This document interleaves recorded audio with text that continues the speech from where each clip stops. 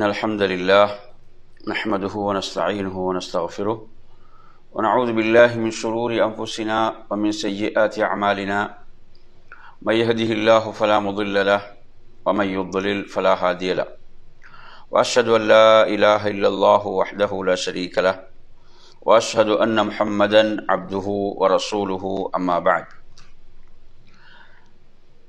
يا أيها الذين آمنوا اتقوا الله حق تقاته ولا تموتن إلا وأنتم مسلمون يا أيها الناس اتقوا ربكم الذي خلقكم من نفس واحدة وخلق منها زوجها وبث منهما رجالا كثيرا ونساء واتقوا الله الذي تساءلون به والأرحام إن الله كان عليكم رقيبا يا أيها الذين آمنوا اتقوا الله وقولوا قولا سديدا يصلح لكم أعمالكم ويغفر لكم ذنوبكم ومن يطع الله ورسوله فقد فاز فوزا عظيما فإن أصدق الحديث كتاب الله وخير الهدي هدي محمد صلى الله عليه وسلم وشر الأمور محدثاتها وكل محدثة بدعة وكل بدعة ضلالة وكل ضلالة في النار.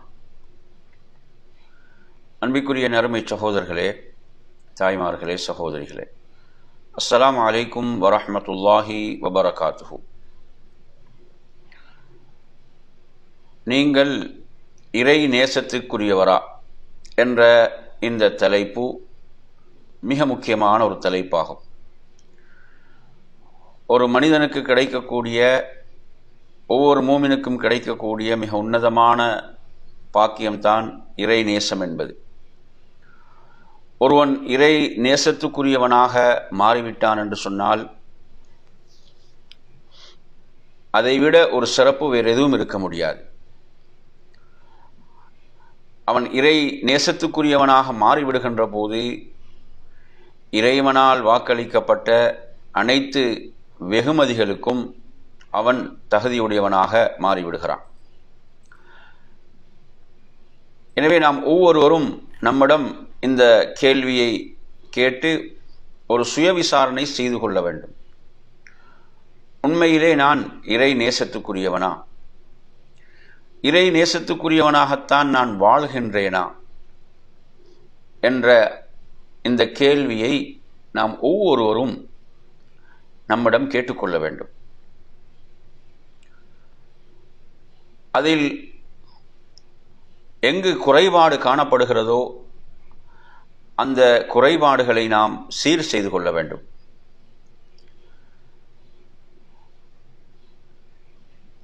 நாம் ஒவ்வொருவரும் இறை நேசத்துக்குரியவர்களாக மாற வேண்டும் என்று விரும்புகிறோம். உண்மையில் அதற்கான முயற்சி நம்மிடம் இருக்கிறதா? அதற்கான உண்மையான பிரார்த்தனை நம்மிடம் இருக்கிறதா? அதற்கான உண்மையான தேடல் நம்மிடம் இருக்கிறதா என்ற கேள்விகளை எல்லாம் நாம் நம்மிடம் கேட்டுக்கொள்வதற்கு கடமைப்பட்டிருக்கிறோம்.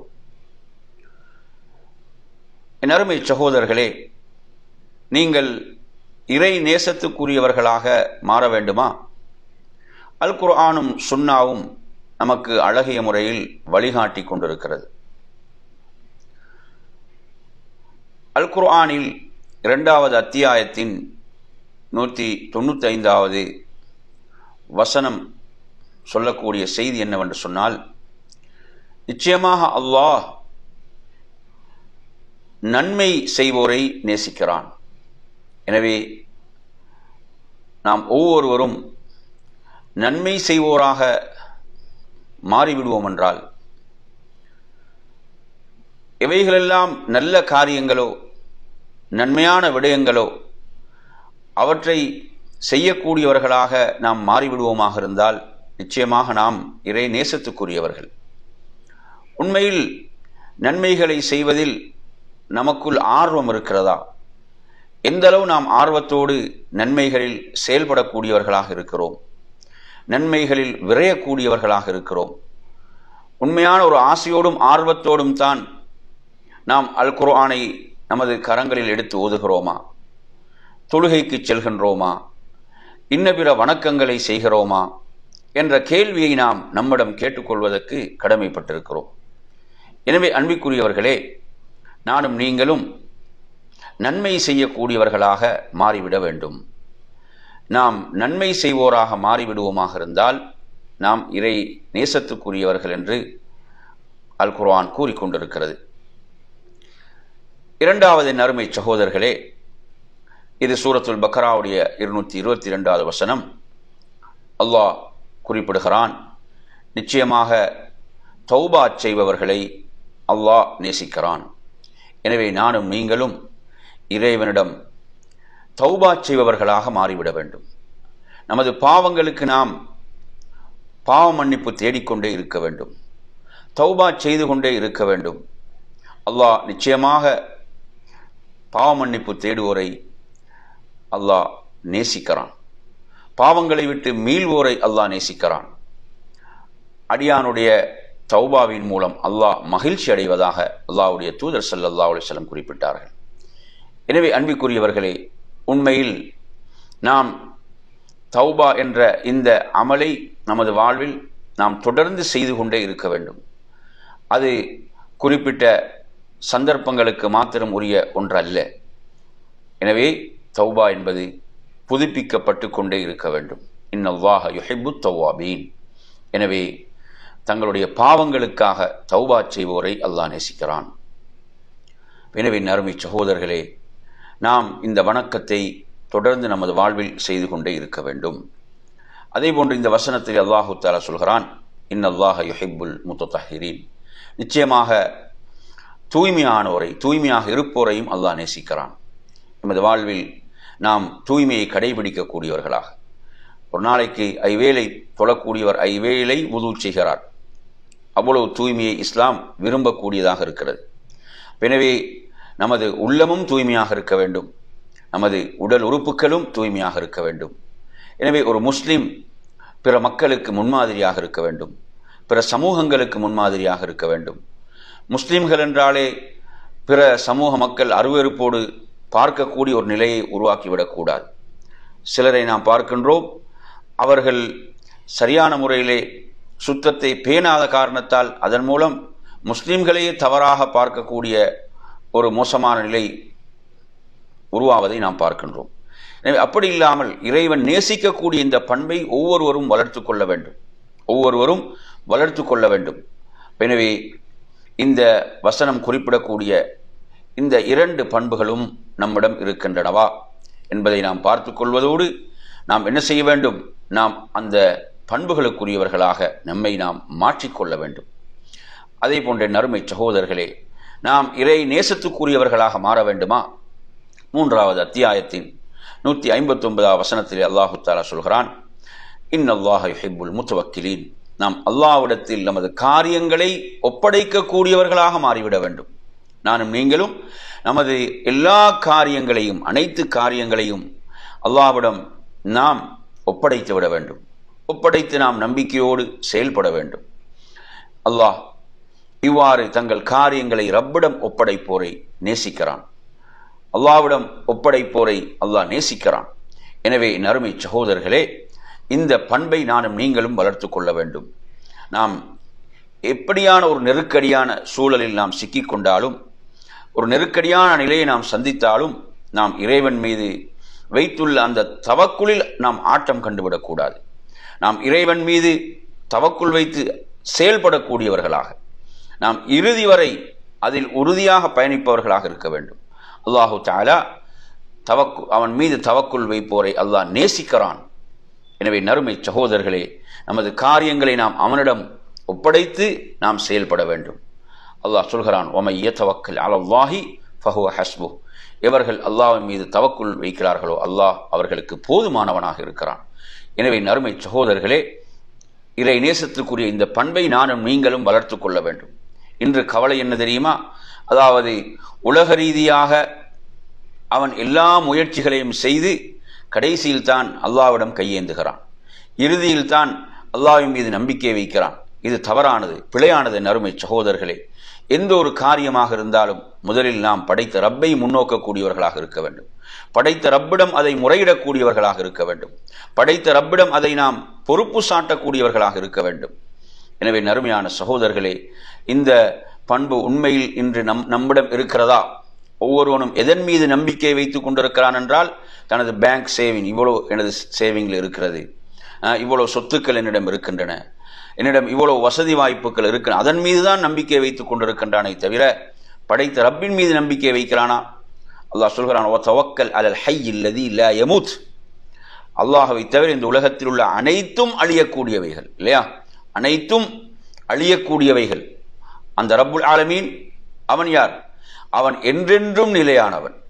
எனவே மரணமே இல்லாத என்றென்றும் நிலையான அந்த ரப்பின் மீது நீங்கள் தவக்குல் வையுங்கள் என்று அல்லாஹ் குர்ஆனிலே தனது நபியை பார்த்து கட்டளையிடுகின்றான். என் அருமை சகோதரர்களே, இப்போ நாம் அழிந்து விடக்கூடிய அற்பமானவைகளின் மீது நம்பிக்கை வைப்பதா, அல்லது அந்த அழிவே இல்லாத அந்த நிலையான படைத்த ரப்பின் மீது நாம் தவக்குல் வைப்பதா என்பதை நாம் சிந்திப்பதற்கு கடமைப்பட்டிருக்கிறோம். எனவே நறுமையான சகோதரர்களே, அல்லாஹ்வின் மீது நாம் முழுமையாக தவக்குல் வைத்து செயல்படக்கூடியவர்களாக, உண்மையான அந்த தவக்குல் எப்படி நபிமார்களிடம் வெளிப்பட்டது என்பதை நாம் வரலாறுகளில் படிக்கிறோம், குர்ஆனில் படிக்கிறோம். எனவே அப்படி அந்த தவக்குல் நம்மிடம் வெளிப்பட வேண்டும். அல்லாஹ் அவர்களை நேசிப்பதாக அல் குர்ஆனிலே குறிப்பிடுகிறான். நாலாவது அருமையான சகோதரர்களே, அல்லாஹு தஆலா அதாவது நீதியாக செயல்படக்கூடியவர்களை அல்லாஹ் நேசிக்கிறான். 5வது அத்தியாயத்துடைய 42வது வசனம், இதற்கு முன்னர் குறிப்பிட்ட வசனம் 3வது அத்தியாயம் 159வது வசனம். எனவே நாம் எப்போதும் நமது வாழ்வில் நாம் நீதியாக செயல்படக்கூடியவர்களாக, இந்த பண்பு அல்லாஹ் நேசிக்கக்கூடிய ஒரு பண்பு என்ற அந்த சிந்தனையோடு நாம் செயல்பட வேண்டும். நாம் என்ன செய்யக்கூடாது? அதாவது நாம் பக்கசார்பாக செயல்படக்கூடியவர்களாக, ஏதோ சில சுய லாபங்களுக்காகவோ அல்லது வேறு யார் மீது உள்ள தனிப்பட்ட அந்த ஈடுபாடுகள் நேசத்தின் காரணமாகவோ நாம் ஒரு பக்கசார்பாக செயல்படக்கூடியவர்களாக இல்லாமல், அதாவது ஒரு பாராபட்சமாக செயல்படாமல் நாம் எப்போதும் நீதியாக செயல்படக்கூடியவர்களாக இருக்க வேண்டும். அல்லாஹு தஆலா அவ்வாறானவர்களை நேசிப்பதாக குர்ஆனிலே சொல்கிறான். நீதியாக செயல்படுவது, அதை எந்த அளவுக்கு ரசூலுல்லாஹ் சொல்றாங்கன்னா, உங்களுடைய பிள்ளைகளுக்கு மத்தியில் கூட நீங்கள் நீதியாக செயல்படுங்கள், உங்களுடைய பிள்ளைகள் விஷயத்தில் அல்லாஹ்வை பயந்து கொள்ளுங்கள். எனவே இப்படி என் அருமை சகோதரர்களே, நாம் எல்லா காரியங்களிலும் நாம் என்ன செய்ய வேண்டும்? நீதியாக. எந்த அளவுக்கு குர்ஆன் சொல்கிறது என்றால், உங்களுக்கே அது எதிராக இருந்தாலும் பரவாயில்லை, நீங்கள் நீதியாக செயல்படுங்கள், அல்லாஹ் அவர்களைத்தான் நேசிக்கிறான். எனவே நறுமையான சகோதரர்களே, இந்த உன்னதமான பண்பை நாம் வளர்த்து கொள்ள வேண்டும். இது அல்லாஹ் நேசிக்கக்கூடிய ஒரு பண்பாக இருந்து கொண்டிருக்கிறது. எப்படியான ஒரு உன்னதமான சமுதாயத்தை இஸ்லாம் உருவாக்க விரும்புகிறது என்று பாருங்கள். எவ்வளவு முன்மாதிரி மிக்க உயரிய பண்புகளை கொண்டு ஒரு முஸ்லிமை உருவாக்குவதற்கு இஸ்லாம் விரும்புகிறது என்பதை நாம் இந்த வசனங்களினூடாக அறிகின்றோம். அதே போன்று 5வது நறுமையான சகோதரர்களே, இது 9வது அத்தியாயத்தினுடைய 4வது வசனம். நிச்சயமாக அல்லாஹ் முத்தகீன்களை, பயபக்தியுடையோரை நேசிக்கிறான். எனவே நானும் நீங்களும் தக்வா உடையவர்களாக மாறிவிட வேண்டும். உண்மையில் அதாவது படைத்த ரப்பிடம் நான் ஒரு தக்வா உடையவனாக இருக்கிறேனா? மக்களுக்கு முன்னால் நாங்கள் எப்படி நடித்துட்டு போயிடலாம், நான் ஒரு தக்வா தாரி, நான் ஒரு இறையச்சமிக்கவன், பயபக்தியால் என்ன செய்யலாம்? மக்களுக்கு முன்னால் நாம் தாராளமாக நாம் நடிக்கலாம், அதை நிறுவுவதற்கு முயற்சிக்கலாம். ஆனால் ரசூலுல்லாஹ் சொல்றாங்க, அத்தக்வா ஹாஹுனா என்று அந்த நெஞ்சின் பக்கம் ரசூலுல்லாஹ் சைகை செய்து காட்டுறாங்க. தக்வா உள்ளச்சம் என்பது இங்குதான், உள்ளத்தில் தான் என்று சொல்றாங்க. எனவே அந்த அடிப்படையில் உண்மையில் நானும் நீங்களும் படைத்த ரப்புக்கு தக்வா உடையவர்களாக இருக்கிறோமா, இறையச்சம் மிக்கவர்களாக இருக்கிறோமா என்பதுதான் இங்கு மிக முக்கியமான விடயம். எனவே அல்லாஹ் தக்வா உடையோரை நேசிக்கிறான், பயபக்தி உடையோரை நேசிக்கிறான். எனவே நறுமை, நாங்கள் மக்களுக்கு முன்னால் எப்படியும் என்ன செய்யலாம்? நாம் நடிக்கலாம், நாம் இறையச்சமிக்கவர்கள் என்று நிறுவுவதற்கு நாம் முயற்சிக்கலாம். ஆனால் அவைகளில் எந்த பயனும் இல்லை. நாம் படைத்த ரப்பிடம் தக்வா உடையவர்கள். அதே போன்று அந்த தக்வா என்ன செய்யும்? செயல்களில் வெளிப்படும். தக்வா என்பது என்ன? ஒரு இறையச்சமிக்கவரா, ஒரு பயபக்தி மிக்கவரா, அவரது வார்த்தையில் அது வெளிப்படும், அவரது செயல்கள் அது வெளிப்படும். எனவே அந்த அடிப்படையில் அருமையான சகோதரர்களே, அவைகள் வெளிப்படும். எனவே அந்த உள்ளமும் அவரது செயல்களும் தொடர்புடையதாக இருக்கின்றன என்பதை நாம் புரிந்து கொள்ள வேண்டும். எனவே அந்த அடிப்படையில் இங்கு நாம் இந்த வசனத்தினூடாக நானும் நீங்களும் அறியக்கூடிய விடயம் என்ன? அதாவது இறையச்சம் மிக்கோரை, தக்வாவுடையோரை அல்லாஹ் நேசிக்கிறான். உண்மையில் நான் ஒரு தக்வாவுடைய அடியானாகத்தான் இருக்கிறேனா? அல்லாஹ்வை பயந்து வாழக்கூடிய, அஞ்சி வாழக்கூடிய ஒரு அடியானாக நான் இருக்கிறேனா? அல்லாஹ்விடத்தில் உண்மையில் நான் ஒரு தக்வாவுடைய அடியானா என்ற கேள்வியை நாம் கேட்டுக்கொள்ள வேண்டும். ஏன்? தக்வாவுடையவர்கள் இறை நேசத்துக்குரியவர்கள், இறையச்சமிக்கவர்கள், இறை நேசத்துக்குரியவர்கள். எனவே நறுமையான சகோதரர்களே, அதாவது நாங்கள் எங்கும் போர்டுகள் போட்டு அலைய வேண்டியதில்லை, அவுலியா என்றோ வலி என்றோ. அதாவது அல்லாஹ்விடத்தில் உண்மையில் நேசர்கள் யார் என்றால் இன் அவுலியாஹு இல்லல் முத்தகூன், அந்த இறைவனை அஞ்சக்கூடியவர்கள், பயப்படக்கூடியவர்கள் தான் யார்? தக்வாவுடையவர்கள். அல்லதீன ஆமனு வகானு யத்தகூன். அல்லாஹ் சொல்கிறான், இறை நேசர்கள் என்பவர்கள் அல்லாஹுவை நம்பிக்கை கொண்டு தக்வாவோடு வாழக்கூடியவர்கள். எனவே நாம் இந்த இறையச்சத்தை நமக்குள் வளர்த்துக் கொள்வோமா? நிச்சயமாக நாம் இறை நேசத்துக்குரியவர்கள். எனவே அந்த அடிப்படையில் அருமையான சகோதரர்களே, இந்த பண்பை நானும் நீங்களும் வளர்த்து கொள்ள வேண்டும். இந்த பண்பை நாம் அணிகலனாக்கி கொள்ள வேண்டும். அதன் மூலம் நாம் இறை நேசர்களாகி விடுவோம். அதே போன்ற நறுமை சகோதரர்களே, அல்லாஹு தஆலா 61வது அத்தியாயத்தின் 4வது வசனத்தில் அல்லாஹு தஆலா சொல்கிறான். அதாவது ஜிஹாதை பற்றி அல்லாஹ் சொல்கின்ற போது, அல்லாஹுடைய வழியிலே போரிடக்கூடியவர்களை பற்றி அல்லாஹ் சொல்லுகின்ற போது எப்படி சொல்கிறான் என்று சொன்னால், அதாவது ஈயத்தால் வார்க்கப்பட்ட கெட்டியான கட்டிடத்தை போல் அணியில் நின்று, அவ்வளோ என்ன செய்வாங்க, அவங்க ஒன்றாக நின்று போரிடுவார்கள். இவர்களை அல்லாஹ் நேசிக்கிறான். எனவே நாம் என்ன செய்ய வேண்டும்? இந்த அளவு ஒன்றுபட்டு செயல்படுவது, அணிகள் அப்படி என்ன செய்வது, அவ்வாறு ஒற்றுமையாக ஒன்றுபட்டு நிற்பது என்பதை அல்லாஹ் நேசிக்கிறான். நீங்க எடுத்து பார்த்தீங்களா, தொழுகையுடைய சஃப்புகளை கொஞ்சம் எடுத்து பாருங்க. தொழுகையுடைய சஃப்புகளில் அதாவது யாரும் ஒட்டி நிற்க மாட்டார்கள். எவ்வளோ விலக முடியுமோ அவர் எப்படி நினைக்கிறாருண்டா, அவர் ஃப்ரீயாக தொழ வேண்டும், யாருடைய உடம்பும் உரசக்கூடாது, அப்படி ஃப்ரீயாக தொழ வேணும்னு நினைக்கிறார். இது வந்து ஷைத்தானுடைய சூழ்ச்சி. அல்லாஹ்வுடைய தூதர் சொல்றாங்க, எப்படி ஆட்டுக்குட்டி வந்து எப்படி நுழையுமோ அது போன்று சஃப்புகளுக்கு இடையில் ஷைத்தான் அந்த நுழையக்கூடிய காட்சியை நான் பார்க்கிறேன் என்று சொல்லி அல்லாஹ்வுடைய தூதர் சொல்றாங்க. எனவே அந்த அடிப்படையில் சஃப்புகள் இன்று உண்மையில் அவ்வளவு நெருக்கமாகத்தான் இருக்கிறதா? இது எதை எடுத்து காட்டுது? உள்ளங்களுக்கு மத்தியில் உள்ள அந்த தூரத்தை எடுத்து காட்டுகிறது, உள்ளங்களுக்கு மத்தியில் உள்ள பிளவை அதை எடுத்து காட்டுகிறது, இல்லையா? அப்ப சஃப்புகளில் இவ்வாறு பிளவுபடுகின்ற போது அது உள்ளங்கள் என்ன செய்யும்? பிளவை ஏற்படுத்தும் என்று அல்லாஹ்வுடைய தூதர் சொல்றாங்க. அப்ப எனவே அல்லாஹ் விரும்புவது என்ன? அவர்கள் என்ன செய்யணும்? சேர்ந்து நிற்க வேண்டும். அதைத்தான் அல்லாஹ் விரும்புகிறான். இங்கு ஜிஹாதுடைய சஃபை தான் சொல்லப்படுகிறது. அப்ப இதுல நாம் இந்த அடிப்படையும் விளங்க முடிகிறதா இல்லையா? தொழுகையுடைய சஃப்புகளிலும் நாம் எவ்வளவு நெருக்கமாக இருக்க வேண்டும், தோளோடு தோள் சேர்ந்து பாதங்களோடு சேர்ந்து அது இருக்க வேண்டும் என்பதையும் நாம் இங்கே விளங்கிக் கொள்கிறோம். ஏன்னா நிறைய பேரை பார்க்கிறோம், சஃப்புகளில் வந்து என்ன செய்யறது இல்லை, அதாவது சேர்ந்து நிற்பது கிடையாது. சேர்ந்து நிற்பதை வந்து அவங்க என்ன செய்யறாங்க? ஒரு இடைஞ்சலாக, இடையூறாக பார்க்கிறார்கள். அல்லாஹ் இது வந்து ஷைத்தானுடைய சூழ்ச்சி, தெளிவான இது ஷைத்தானுடைய சூழ்ச்சி. ஷைத்தான் தான் அதை விரும்புகிறான். இப்போ ஷைத்தான் விரும்புவதை நாம் விரும்பக்கூடாது. ஷைத்தானுக்கு நாம் மாறு செய்ய வேண்டும். ஷைத்தான் நாம் பிரிந்து நிற்பதை விரும்புகிறான், அதை நாம விரும்பினா இப்போ ஷைத்தானுடைய சூழ்ச்சிக்கு நாம் அடிமையாகிறோம். இப்போ நாம் என்ன செய்யணும்? அவனுக்கு மாறு செய்ய வேண்டும். நாம் சஃப்புல் என்ன செய்யணும்? நாம் நெருக்கமாக இருக்க வேண்டும். நாம் தோளோடு தோள் சேர்ந்து பாதங்களோடு சேர்த்து நாம் சஃப்புகளில் இருக்க வேண்டும். அப்போது ஷைத்தானுக்கு நுழைய முடியாத நறுமை சகோதரர்களே. இல்லை என்றால் ஷைத்தான் நுழைந்து என்ன செய்வான்? ஷைத்தான் அந்த தொழுகையில் பலவிதமான சிந்தனைகளை எல்லாம் உருவாக்கி தொழுகையுடைய அந்த நன்மைகளை குறைப்பதற்குரிய அந்த சூழ்ச்சிகளை எல்லாம் செய்து கொண்டு இருப்பான். எனவே அந்த ஒற்றுமை, நாம் அனைவரும் ஒன்றாக இருக்க வேண்டும், முஸ்லிம் உம்மத் ஒன்றுபட்ட ஒரு சமுதாயமாக இருக்க வேண்டும் என்பதை அல்லாஹ் விரும்புகிறான் என்பதற்கு நாம் நிறைய ஆதாரங்களை பார்க்கலாம். அதே போன்ற நறுமை சகோதரர்களே, 7வதாக 3வது அத்தியாயத்தினுடைய 31வது வசனம். இந்த வசனத்திலே அல்லாஹ் கூறக்கூடிய விடயம் என்னவென்று சொன்னால், நபியே நீங்கள் சொல்லுங்கள், நீங்கள் உண்மையில் அல்லாஹுவை நேசிப்பவர்களாக இருந்தால் ஃபத்தபிஊனி, என்னை நீங்கள் பின்பற்றுங்கள், யுஹிபுகுமுல்லாஹ், அல்லாஹ் உங்களை நேசிப்பான், உங்கள் பாவங்களையும் அவன் மன்னித்து விடுவான். அல்லாஹ் மிக்க மன்னிப்பவனாக பெரும் கருணையாளனாக இருக்கிறான். எனவே நறுமை சகோதரர்களே, உண்மையில் நாம் இறை நேசத்துக்குரியவர்களாக மாற வேண்டுமா? என்ன செய்ய வேண்டும்? நபி ஒளியை பின்பற்ற வேண்டும், அல்லாஹ்வுடைய தூதருடைய சுன்னாவை பின்பற்ற வேண்டும். ஒவ்வொரு விடயத்திலும் இது நபி வழிதானா என்று பார்க்க வேண்டும். அது மஸ்ஜிதுடைய 4 சுவர்களுக்கு மாத்திரம் மட்டுப்படுத்தப்பட்ட ஒன்று அல்ல. அது இபாதத்தாக இருக்கலாம், நமது அன்றாட வாழ்க்கையாக இருக்கலாம், நமது கொடுக்கல் வாங்கலாக இருக்கலாம், நமது பிரயாணங்களாக இருக்கலாம், நமது ஆடைகளாக இருக்கலாம். எல்லாவற்றிலும் அனைத்திலும் நாம் நபி வழியை பின்பற்றுகிறோமா? நாம் பிறரோடு பேசுவதாக இருக்கலாம், நாம் உரையாடுவதாக இருக்கலாம், நாம் கழிவறை தேவைகளை நிறைவேற்றுவதாக இருக்கலாம், எந்த ஒரு விடயமாக இருந்தாலும் அனைத்திலும் அல்லாஹ்வுடைய தூதருடைய வழிகாட்டல் சுன்னா இருக்கிறது.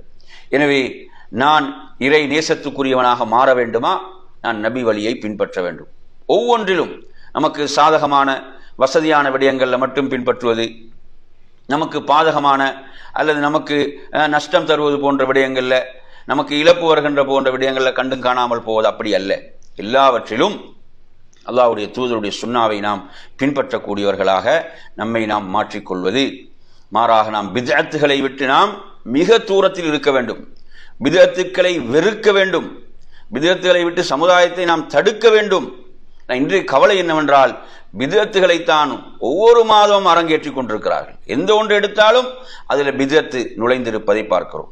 பித்அத் ஒரு மிக பெரும் சவாலாக இருப்பதை பார்க்கிறோம் சுன்னாவுக்கு. எனவே இன்று சுன்னாவை நேசிப்பதை விட எதை நேசிக்கிறான்டா, பித்அத்தை நேசிக்கிறான். ஏன்னா அவனுக்கு அதுதான் சுன்னா என்று சொல்லிக் கொடுக்கப்பட்டிருக்கிறது. அவனுக்கு சுன்னா என்று பிதா அவனுக்கு காட்டப்பட்டிருக்கிறது. எனவே அவன் என்ன செய்கிறான், சுன்னாவை எதிர்க்கிறான், பிதாவை விரும்புகிறான். இது யாருடைய வேலை? இது அதாவது வழிகட்ட இந்த அழைப்பாளர்கள் இருக்கிறார்களா இல்லையா, இவர்களுடைய வேலை இது. நாங்கள் தான் என்ன மார்க்கத்தின் காவலர்கள் என்று சொல்லிக்கொண்டு என்ன செய்கிறார்கள், மக்களுடைய உள்ளங்கள்ல சுன்னாவுடைய வெறுப்பையும் அந்த பித்அத்துடைய விருப்பத்தையும் போடுகிறார்கள். நறுமையான சகோதரர்களே, எவ்வளவு சுன்னாக்கள் இருக்க அந்த சுன்னாக்களை மக்களிடம் அறிமுகப்படுத்துவது கிடையாது. மாறாக ஒவ்வொரு மாதமும் ஏதாவது ஒரு பித்அத்தை அரங்கேற்றுவது, பித்அத்துக்களை அரங்கேற்றுவது, இந்த ஒரு மோசமான நிலையை நாங்கள் சமுதாயத்தில் பார்க்கிறோம். என் அருமை சகோதரர்களே, இறை தூதரை பின்பற்றாமல் நாம் ஒருபோதும் இறை நேசத்தை அடைய முடியாது. இறை நேசத்தை அடைய முடியாது. நாம் இறை தூதரை பின்பற்றுவதன் மூலம் தான் இறை நேசத்தை அடையலாம். ஏன், இறைவன் எதை விரும்புகிறானோ அதை அந்த தூதரின் மூலம் தான் அவன் என்ன செய்திருக்கிறான், வழிகாட்டி இருக்கிறான். இறைவன் எதை விரும்புகிறானோ, இறைவன் எதை பொருந்திக் கொள்வானோ, இறைவன் எதை ஏற்றுக்கொள்வானோ அதை அந்த தூதரின் மூலம் நமக்கு சொல்லி தந்திருக்கிறான். நாம் அந்த தூதருடைய வழியில் பயணித்தால்தான் நாம் என்ன செய்ய முடியும். என் அருமையான சகோதரர்களே, அந்த நேசத்தை நாம் அடைந்து கொள்ள முடியும். எனவே அந்த அடிப்படையில் அருமை சகோதரர்களே, நாம் இந்த விஷயத்தில் மிக கவனமாக இருக்க வேண்டும். இது நபி வழியை பின்பற்றுதல். ஒவ்வொரு விஷயத்திலும் அல்லாஹ்வுடைய தூதர் எப்படி செய்தார்கள், எப்படி வழிகாட்டினார்கள் என்ற இந்த விடயம் நாங்கள் இதுக்கு முன்னால கூட பார்த்தோம்.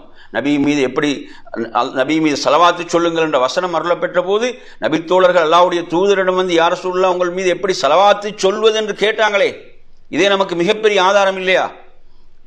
நபி அவர்கள் சொல்லித் தந்தால் தான் மார்க்கம், நபி அவங்க கற்றுத்தந்தால் தான் மார்க்கம். எனவே நறுமையான சகோதரர்களே, அந்த அடிப்படையில் இறை நேசத்துக்குரிய இந்த விடயங்கள்ல, அதாவது நாம் நபி வழியை பின்பற்றுதல், நாம் அல்லாஹ்வுடைய தூதரை பின்பற்றுவதன் மூலம் தான் நாம் இறை நேசத்தை அடைய முடியும். பித்அத்துகள் மூலம் ஒருபோதும் இறை நேசத்தை அடைய முடியாது. இறைவனுடைய வெறுப்பையும் கோபத்தையும் தான் பெற முடியும். அல்லாஹ் பாதுகாக்க வேண்டும்.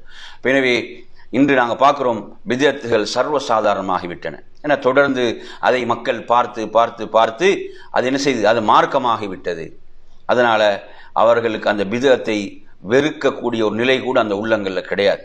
அதை நன்மையாக கருதி செய்யக்கூடிய ஒரு மோசமான நிலையைத்தான் சமுதாயத்தில் பார்க்கிறோம். இதற்கெல்லாம் யார் பொறுப்பு? தங்களை ஆலிம்கள், உலமாக்கள் என்று சொல்லிக்கொண்ட நாங்கள் தான் மார்க்கத்தின் காவலர்கள் என்று சொல்லிக் கொண்டிருக்கிறார்களே, இவங்க மௌனமாக இருப்பாங்களாக இருந்தால் என்ன நடக்கும்? மக்களுக்கு அந்த சத்தியம் போய் சேராது, உண்மை போய் சேராது. எனவே யார் பொறுப்பாளர்கள்? இவர்களும் நிச்சயமாக பொறுப்பாளர்கள். எனவே நாம் இப்போது சொன்ன இந்த 7 விடயங்கள் குர்ஆன்ல இடம்பெறக்கூடிய வசனங்களாக இருக்கின்றன. இறை நேசத்தை பெற்றுத்தருகின்ற விடயங்களாக நாம் இப்போது உங்களுக்கு குறிப்பிட்ட இந்த விடயங்கள். எனவே நாம் ஒவ்வொருவரும் நம்மிடம் கேட்க வேண்டிய கேள்வி என்னவென்று சொன்னால், இந்த பண்புகள் நமக்குள் எந்த அளவு செல்வாக்கு செலுத்துகின்றன, எந்த அளவு செல்வாக்கு செலுத்துகின்றன. இப்போ நாங்கள் இந்த சொன்ன பண்புகளை நாம் சுருக்கமாக பார்ப்போமாக இருந்தால், நான் உண்மையில் நன்மை செய்யக்கூடியவனாக இருக்கிறேனா, நல்ல அமல்களில் ஆர்வம் உள்ளவனாக இருக்கிறேனா அல்லது அலட்சியமாக இருக்கிறேனா? என் நன்மை செய்வோரை அல்லாஹ் நேசிக்கிறான். இந்த பண்பு எந்த அளவு என்னுள் செல்வாக்கு செலுத்துகிறது? நாம் ஒவ்வொரு நம்மிடம் கேட்டுக்கொள்ள வேண்டும். இரண்டாவது நாம் பார்த்தோம் என்ன, நான் உண்மையில் அல்லாஹ்விடத்தில் தௌபா செய்யக்கூடியவனாக இருக்கிறேனா? எனது தவறுகளுக்கு, பாவங்களுக்கு நான் அல்லாஹ்விடத்தில் தௌபா செய்கிறேனா? இந்த தௌபா என்ற வணக்கம் எந்த அளவு எனக்குள் செல்வாக்கு செலுத்தி கொண்டிருக்கிறது? நான் தௌபாவை புதுப்பித்துக் கொண்டே இருக்கிறேனா? அதே போன்று நான் தூய்மையாக பரிசுத்தமாக இருக்கிறேனா, இந்த தூய்மை எனது வாழ்க்கையிலே பேணக்கூடியவனாக இருக்கிறேனா என்ற இந்த கேள்வி கேட்டுக்கொள்ள வேண்டும். அதே போன்று நான் எனது காரியங்களை இறைவனிடம் பொறுப்பு சாட்டி செயல்படக்கூடியவன் நான் இருக்கிறேனா, இறைவன் மீது தவக்குள் வைத்து செயல்படக்கூடிய ஒரு அடியானாக நான் இருக்கிறேனா என்பதை கேட்டுக்கொள்ள வேண்டும். ஏன் இவைகளெல்லாம் இறை நேசத்துக்குரிய பண்புகள். அதே போன்று நான் உண்மையில் நீதியாக நேர்மையாக நான் செயல்படுகின்றேனா, இந்த பண்பு எந்த அளவு எனக்குள் செல்வாக்கு செலுத்துகிறது என்பதை பார்க்க வேண்டும். அதே போன்று நான் ஒரு இறையச்சமிக்க அடியானாக இருக்கிறேனா, உண்மையில் அல்லாஹுவை பயந்து அஞ்சி வாழுகின்ற ஒரு இறையச்சமிக்க அடியானாக நான் இருக்கிறேனா. அல்லாஹு தாலா தக்வாவுடையோரை நேசிக்கிறான். அதே போன்ற நறுமை சகோதரர்களே, நாம் அதாவது ஒற்றுமையை விரும்புகிறோமா, அல்லது சமுதாயத்திலே பிரிந்து செல்வதையும் சமுதாயத்தை பிளவுபடுத்துவதையும் சமுதாயத்தை எப்ப பார்த்தாலும் குறை கூறுவதையும் இப்படி சிலர் இருக்கிறாங்க. என்னமோ அவர்கள் தூயவான்கள், எந்த பிழையும் செய்யாதவர்கள் போன்று சமுதாயத்தை அவர்கள் என்ன செய்வார்கள், குறை கூறிக்கொண்டே இருப்பார்கள். என்னமோ அவங்க அந்த சமுதாயத்தை சேர்ந்தவர்கள் அல்ல என்பது போன்று. நறுமை சகோதரர்களே, அதாவது முஸ்லீம் உம்மத்தை நேசிக்க வேண்டும். முஸ்லீம் உம்மத்துடைய குறைகளை விளம்பரப்படுத்துவது நமது நோக்கம் அல்ல. முஸ்லீம் உம்மத்தை நாம் சீர்படுத்த வேண்டும், அதில் மாற்று கருத்து கிடையாது. ஆனால் எப்ப பார்த்தாலும் குறையை சொல்லிக் கொண்டிருப்பது, ஏனைய சமுதாயங்கள் எந்த குறையும் சொல்றது அவனுக்கு துணிவு கிடையாது, அதற்கு துணிவு இல்லை. எதுக்கு துணிவு? முஸ்லீம்கள் ஏதாவது ஒன்று அதை பூதாகரமாக காட்டுவது, அதை பெரிதாக காட்டுவது, அதில் அவருக்கு ஒரு இன்பம். எனவே நறுமை சகோதரர்களே, அதாவது உம்மத்தை நேசிக்க வேண்டும், இஸ்லாமிய உம்மத்தை நேசிக்க வேண்டும், உம்மத்தோடு ஒன்றுபட்டு செயல்படுவதை நேசிக்க வேண்டும், உம்மத்தை ஒன்றுபடுத்துவதற்கு முயற்சிக்க வேண்டும். அவனது எழுத்துக்களும் அவனது பேச்சுக்களும் அதற்காக இருக்க வேண்டும். எனவே அல்லாஹ் நேசிக்கக்கூடிய ஒரு பண்பாக இந்த பண்பு இருந்து கொண்டிருக்கிறது. அதே போன்று நறுமை சகோதரர்களே, அதாவது நாம் நபி வழியை பின்பற்ற வேண்டும். உண்மையில் அல்லாஹ்வுடைய தூதரை நேசிக்கிறோமா, அல்லாஹ்வுடைய தூதருடைய ஒவ்வொரு சுன்னாவையும், சுன்னா என்று நமக்கு தெரிந்து விட்டதா, அதை நாம் என்னது செயல்படுத்துவதில் ஆர்வம் காட்ட வேண்டும். சில நேரங்களில் சில சுன்னாக்கள் நமக்கு தவறிவிட்டாலும் அதை நாம் நேசிக்கக்கூடியவர்களாக, சுன்னாவின் மீது நேசம் கொண்டவர்களாக நாம் இருக்க வேண்டும். எனவே அதே போன்று சுன்னாவை யார் பின்பற்றுகிறார்களோ நாம் அவர்களை ஆர்வப்படுத்த வேண்டும். அதை விட்டுவிட்டு என்ன செய்யறது, அவர்களை அந்த ஆர்வத்தை அப்படியே இல்லாமல் ஆக்குறது. இந்த சுன்னாவை பின்பற்றக்கூடியவர்களை கூட என்ன செய்யறது, அவர்களை பற்றி அவங்க அடிப்படைவாதிகள், குழப்பவாதிகள், இப்படி எல்லாம் ஏதாவது ஒரு முத்திரையை குத்தி அந்த சுன்னாவை செய்யக்கூடியவர்களையும் செய்ய விடாமல் ஆக்கக்கூடிய மோசமான நிலைகளை எல்லாம் சமுதாயத்தில் பார்க்கிறோம். இவர்கள் உண்மையில் அல்லாஹ்வுடைய தூதரை நேசிப்பவர்களா? இவர்கள் உண்மையில எனக்கு தான் இந்த சுன்னாவை செயல்படுத்த முடியல, இவர் என்ன செய்யறாரு, சுன்னாவை செயல்படுத்துறாரு. சிலரை பார்த்தீங்கன்னா கரண்டைக்கு கீழே ஆடை அவர் அணிந்திருக்கிறார் என்று சொன்னால் என்ன, இவர் ஒரு குதிரை ஓட்டுவரை போன்று என்று சொல்லி கேவலப்படுத்துறது, இப்படியாக அசிங்கப்படுத்துறது. இந்த சுன்னாவை என்னால தான் செயல்படுத்த முடியும், இவர் செயல்படுத்துறாரே, அல்லாஹ்வுடைய தூதர் சொன்ன ஒரு விடயமாயிற்று இது. அதே போன்று தாடியை வளர்த்தால் தாடிக்கு என்ன, அதுக்கு ஒரு பேர் என்ன, அதாவது காதல் தோல்வியும் அது இது என்று சொல்லி அதற்கு 1000 பேர்களை வைத்துக்கொண்டு என்ன செய்யறது. சிலரை பார்த்தீங்கன்னா சிலர் எந்த மாதிரியான ஆபத்தான வார்த்தையை பாவிக்கிறாங்கடா, நான் பைத்தியக்கார மாதிரி தாடி வளர்த்திக்கிறேன் சொல்லி எல்லாம் சொல்கிறார்கள். அப்படி ஒரு சுன்னாவை ஒருத்தன் செயல்படுத்துறான், அந்த சுன்னாவை என்னால்தான் செயல்படுத்த முடியல, பிறர் அதை செயல்படுத்தும் போது அதை ஆர்வப்படுத்துவது, உற்சாகப்படுத்துவது என்று கூட சமூகத்தில் இல்லாமல் இருந்து கொண்டிருக்கிறது. எவ்வளவு கவலையான விடயம். இப்ப சுன்னாக்கள் என்று தெளிவாக வந்த விடயங்கள்ல இப்படி எதிராக செயல்படக்கூடியவர்கள் இருக்கிறார்கள். மற்றொரு சாரார் என்ன, அதாவது நபியை நேசிக்கிறோம் என்ற பெயர்ல நபியை வரம்பு மீறி புகழ்ந்து பித்அத்துகளை அரங்கேற்றி கொண்டிருக்கக்கூடிய இன்னொரு கூட்டம் இருக்கிறது. இதற்கு மத்தியில் நாம் என்ன செய்ய வேண்டும், சுன்னாவிலே பயணிக்க வேண்டி இருக்கிறது. எனவே நறுமையான சகோதரர்களே, அல்லாஹ்வுடைய தூதருடைய சுன்னாவை நாம் பின்பற்றுதல் என்பது இறை நேசத்துக்குரிய விடயமாக இருக்கிறது. நாம் ஒவ்வொரு விடயத்திலும் பார்க்க வேண்டும், அல்லாஹ்வுடைய தூதர் இப்படித்தான் செய்தார்களா, இப்படித்தான் அல்லாஹ்வுடைய தூதர் வழிகாட்டினாங்களா, சஹாபாக்கள்கிட்ட கேட்டாங்களா இல்லையா, தாபீன்கள் இப்படித்தான் ரசூலுல்லாஹ் சொன்னாங்களா, இப்படித்தான் ரசூலுல்லாஹ் செய்தாங்களா என்று கேட்பார்கள், கேட்டு உறுதிப்படுத்திக் கொள்வாங்க. எனவே நறுமை இந்த பண்பு நம்மிடம் இருக்க வேண்டும்.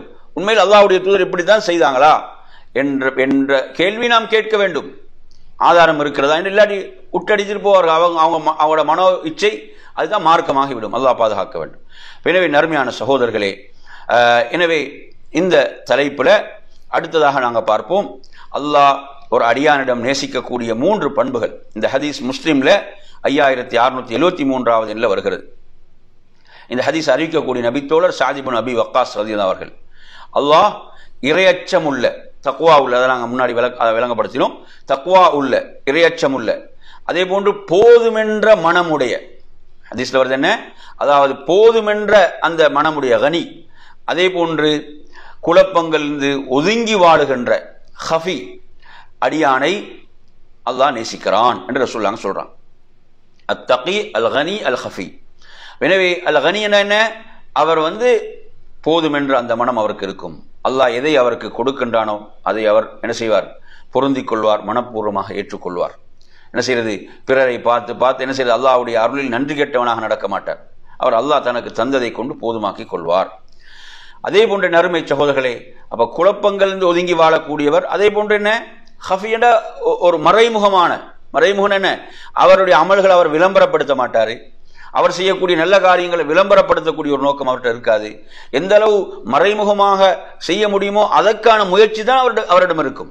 மறைமுகமாக எந்த அளவு மறைமுகமாக செய்ய முடியுமோ இபாதத்துகளை, அமல்களை, கூட்டா செய்யற அமல்களை கூட்டா தான் செய்யணும், அதுல மாற்று கருத்து கிடையாது.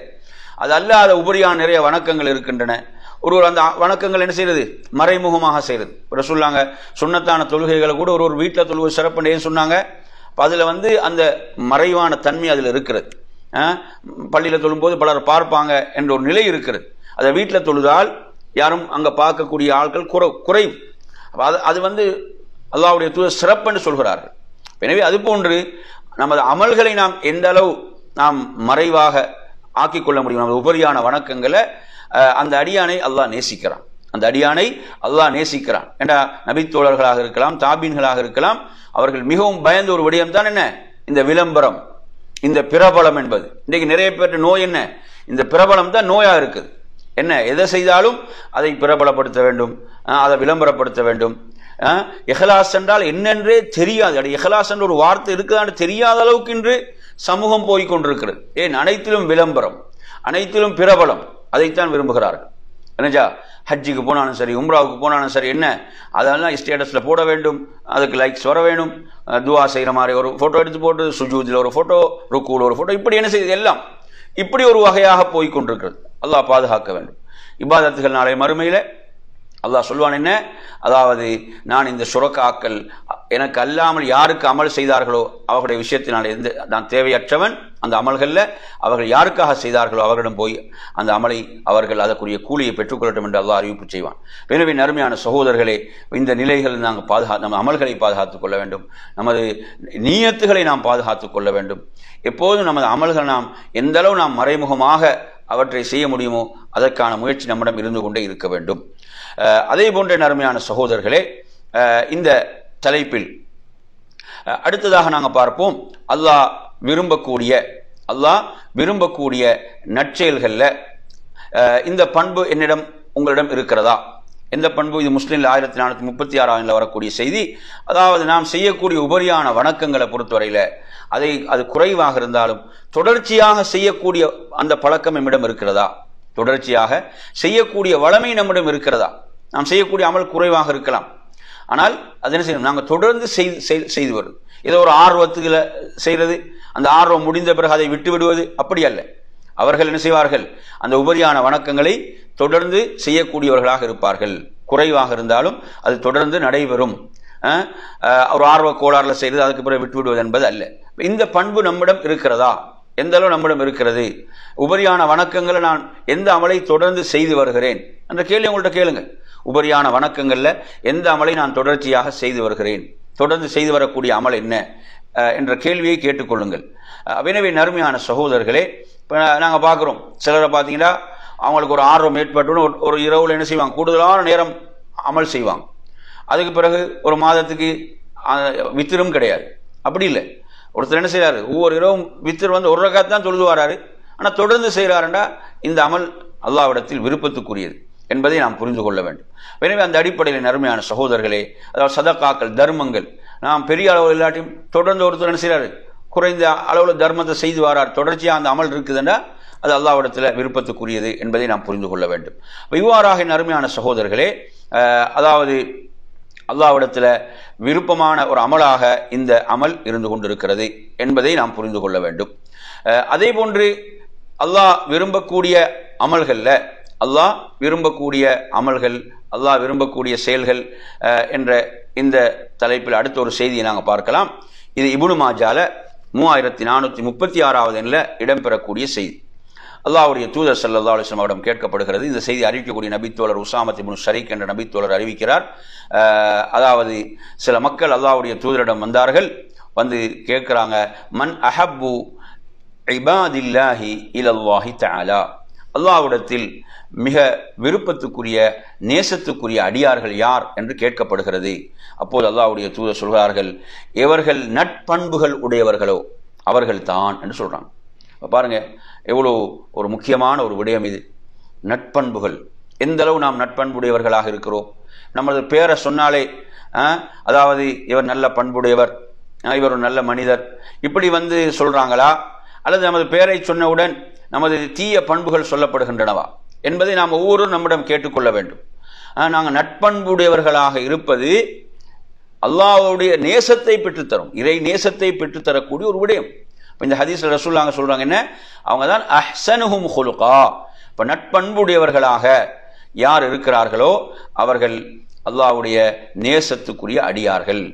எனவே அதாவது சிலரை பார்க்குறோம், அவங்கள்ட்ட இபாதத்தில் பேணுதலாக இருக்கிறாங்க, இபாதத் விஷயத்தில் பேணுதல் இருக்கிறது, ஆனால் என்ன செய்யறது, மக்களோட கடுகடுப்பாக நடந்து கொள்வார்கள். அப்படி இருக்கக்கூடாது, மக்களிடத்துல கடுகடுப்பாக நடந்து கொள்வார்கள். அப்போ அது என்ன செய்யும், அதாவது அந்த அப்போ மார்க்கத்தில் இப்படி ஈடுபாடு உள்ளவங்களோட தன்மைகளை இப்படித்தானோ என்று நினைக்கிற மாதிரி ஏற்பட்டுவிடும். அல்லாஹ் பாதுகாக்க வேண்டும். எனவே நாம் இபாதத்தில் முன்மாதிரியாக இருக்கிறோமா, நட்பண்புகளிலும் முன்மாதிரியாக இருக்க வேண்டும். நாம் கொள்கையில நாம் முன்மாதிரியாக இருக்கிறோமா, நட்பண்புகளிலும் முன்மாதிரியாக இருக்க வேண்டும். எனவே அருமையான சகோதரர்களே, அந்த அடிப்படையில் அதாவது இது இறை நேசத்துக்குரிய ஒரு பண்பாக இருந்து கொண்டிருக்கிறது. இந்த பண்பை நாம் என்ன செய்ய வேண்டும், நமக்குள் அதிகம் வளர்த்து கொள்ள வேண்டும்.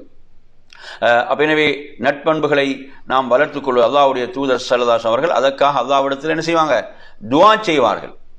அல்லாஹ்வுடைய தூதர் அவங்க என்ன செய்வாங்க, அல்லாஹ்விடத்தில் துஆ செய்வார்கள். அவங்க தொழுகையில ஓதக்கூடிய துஆல அல்லாஹும்ம ஹதினி லி அஹ்ஸனில் அக்லாக்னு கேட்பாங்க, நட்பண்புகளின் பால் எனக்கு வழிகாட்டுவாயாக என்று கேட்பாங்க, தீய பண்புகள் என்னை பாதுகாத்து விடுவாயாக என்று கேட்பாங்க. எனவே அந்த அடிப்படையில் அருமையான சகோதரர்களே, இந்த நட்பண்புகளை நாம் வளர்த்து கொள்வது என்பது இறை நேசத்துக்குரிய ஒரு உன்னதமான ஒரு சிறந்த ஒரு விடயமாக இருந்து கொண்டிருக்கிறது. எனவே இன்ஷா அல்லாஹ் இந்த தலைப்பு இன்னும் சில நிறைய முக்கியமான செய்திகள் இந்த தலைப்பில் பேசப்பட வேண்டிய செய்திகள் இருக்கின்றன. இன்ஷா அல்லாஹ் மற்றொரு வகுப்பில் நாம் என்ன செய்யலாம், அதனுடைய தொடர்ச்சியை நாம் தொடரலாம் என்று கூறி நிறைவு செய்கிறேன்.